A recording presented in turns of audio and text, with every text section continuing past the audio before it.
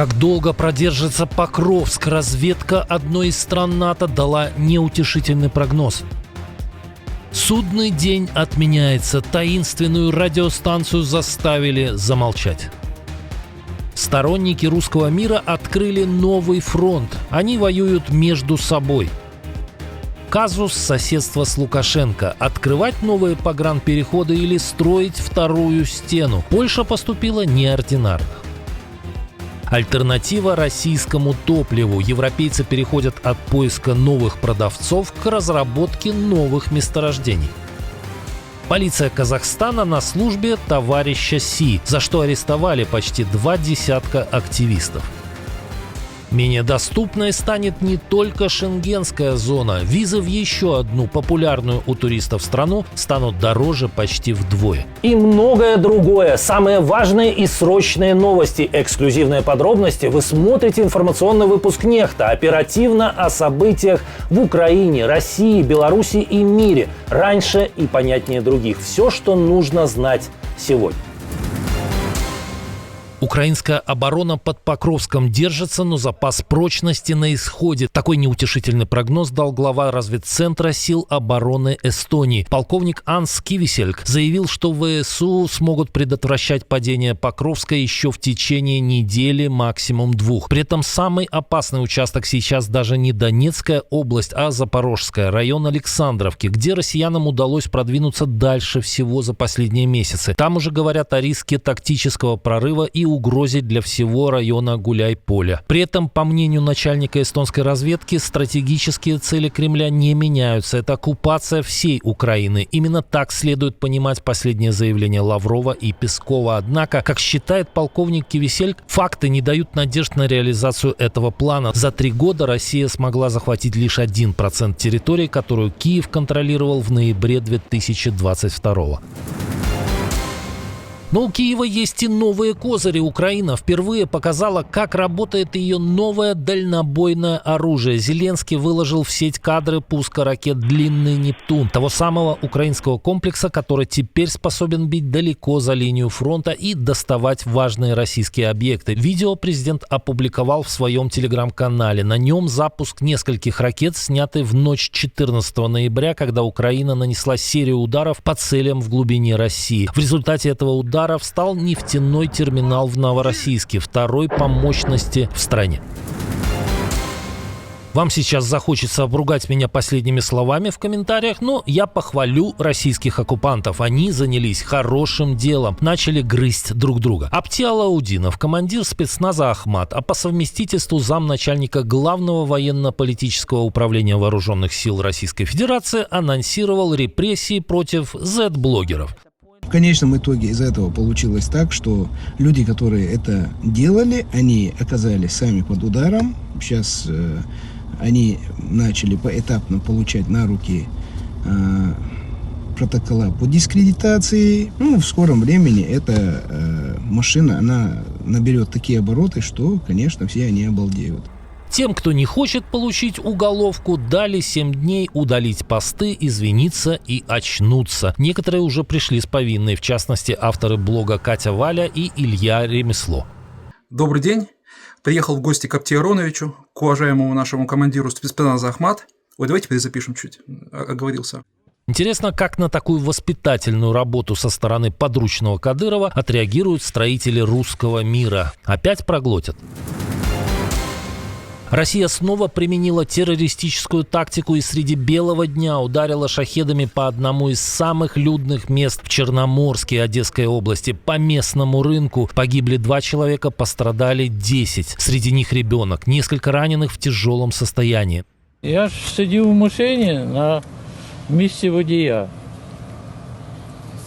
Тут повезло, що я поставив подушку коло переднього стекла. І частина, осколків взяла на себе подушку. На месте удара вспыхнул пожар, 2 машины уничтожены, еще 13 изрешечены и обгорели. Повреждены ближайшие здания, окна выбиты, фасады посечены осколками.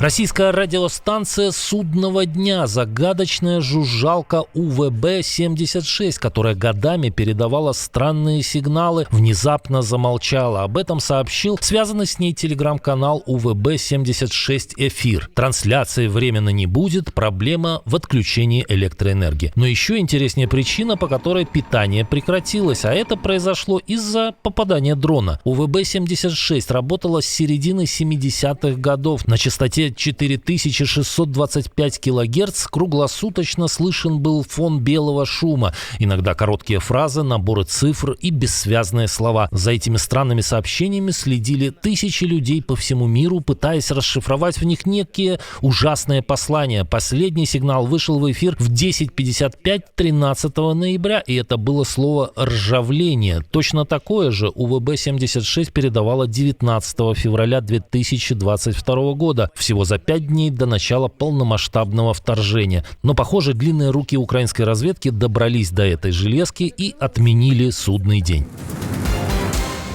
Еврокомиссия дала зеленый свет новому газовому союзу ExxonMobil и Греции. Брюссель прямо говорит, Европа должна окончательно слезть с российской газовой иглы, и лучше партнера, чем США, для этого не найти. Об этом пишет Юректив. Но речь идет не просто о поиске альтернативного продавца газа. Афины и американский гигант подписали соглашение о разведке газовых месторождений на шельфе Ионического моря. Экологи протестуют, но греческое правительство двигается вперед. Разведку хотят закончить к 2027 году, а если запасы окажутся коммерческими, добыча стартует уже в 2030. Для Греции это не первая крупная сделка с Вашингтоном. Страна уже подписала долгосрочный контракт на закупку 700 миллионов кубометров американского СПГ ежегодно, начиная с 2030 года сроком на 20 лет.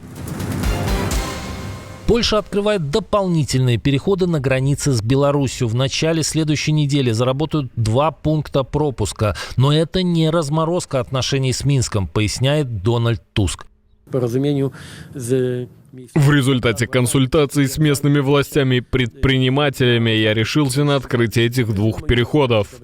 Премьер отдельно отметил, решение автономное не связано ни с какими переговорами, ни с какими обменами заключенными. Только внутренняя логика и запрос жителей Подляшья. 17 ноября будет восстановлено движение через 2 ранее закрытых пункта – Бобровники-Берестовица и Кузница-Брузги. Кузница откроется лишь для легковых автомобилей, Бобровники для легкового транспорта, автобусов и частично для грузовиков. Одновременно страна отгораживается от сателлита Путина Лукашенко второй стеной. Ее уже сравнивают с настоящим восточным железным занавесом. В Подляском воеводстве началась срочная установка нового 4-метрового забора с колючей проволокой прямо параллельно уже существующей 5-метровой стене. Это эффективно отпугнет тех, кто организовывает переброску к нам групп мигрантов. Варшава признает, миграционное давление может возобновиться в любую секунду, поэтому границу усиливают так, будто готовятся к полномасштабному штурму. Коммунистический режим КНР борется с инакомыслием не только на своей территории. Критиковать Пекин нельзя и в Казахстане. В Алматинской области жестко разогнали активистов партии Атажурт. Они требовали освободить Алимнура Турганбая, гражданина Казахстана, более 4 месяцев удерживаемого Китаем. Всего задержали 19 человек, 12 арестованы на сроки до 15 суток, остальных оштрафовали. Причина – митинг в Уйгурском районе, где протестующие сожгли китайский флаг и фото Си Цзиньпина. Полиция заявила о мелком хулиганстве и уже возбудила дело по разжиганию розни. Эта история отзывается старой болью, массовыми репрессиями тюркоязычных народов на территории китайского Синьцзяна. Уйгуры, казахи, кыргызы проводят годы в лагерях перевоспитания, где применяются пытки и стерилизация. США фактически объявили о военной операции против Венесуэлы, страны, с которой Москва всего полгода назад подписала договор о стратегическом партнерстве. Но вместо жесткой реакции Кремль выдал что-то невнятное. Надеемся, что не будет предприниматься никаких действий, которые могут привести к дестабилизации обстановки в Карибском бассейне и вокруг Венесуэлы. Впрочем, совсем недавно, в июне, Израиль и США разнесли иранские ядерные бункеры и ряд иных объектов, а Кремль никак не помог. Кстати, Тегеран тоже подписал с Москвой похожий договор за несколько месяцев до ударов Цахал и Пентагона. А ведь совсем недавно в Думе предлагали отправить Мадуро орешник. Но теперь, когда дошло до дела, в конфликт с Вашингтоном Кремль из-за братского режима лезть побаивается. Цена на золото бьет рекорды, и, кажется, найден виновник этого ажиотажа. Financial Times поднимает тревогу. Китай может покупать драгоценный металл в объемах, которые официальная статистика даже близко не отражает. По бумагам Народный банк КНР приобрел в текущем году лишь 6 тонн. Но аналитики Société Générale считают, реальные закупки могут достигать 250 тонн в год. Это больше трети всего мирового спроса со стороны центробанков. Платформа Plenum Research идет еще дальше. По их оценкам, в 2022-2023 годах разрыв между официальными и фактическими закупками превышал 1300 тонн ежегодно. Брюс Икемицу, директор Японской ассоциации рынка золота, оценивает нынешние запасы Китая почти в 5000 тонн, то есть вдвое больше, чем Пекин признает. Эксперты уверены, что основную часть покупок желтого металла красный режим ведет не через Центробанк, а с помощью спецфондов и военных структур. Эти ведомства не обязаны раскрывать свои операции. Причины скрытности: товарищи в Пекине боятся разозлить Трампа, так как крупные закупки золота – прямой сигнал о снижении доверия к доллару и США. Кроме того, открытые заявления только бы подтолкнули цены вверх еще сильнее, ведь золото – классический антикризисный актив, и любые намеки на большой спрос мгновенно разгоняют цены. Они и так рекордные. В начале октября этот металл впервые в истории пробил отметку в $4000 за унцию. Египет решил резко поднять цену въездных виз почти вдвое. Парламент уже дал свое добро. Когда закон войдет в жизнь, туристам придется платить уже не $25, а около 45. Возможно, власти решили подзаработать на скачке интереса к стране после недавнего открытия Большого египетского музея в Гизе. Туристическая отрасль уже бьет тревогу. Бизнес опасается, что резкий скачок цен ударит по потоку отдыхающих именно в момент восстановления сектора.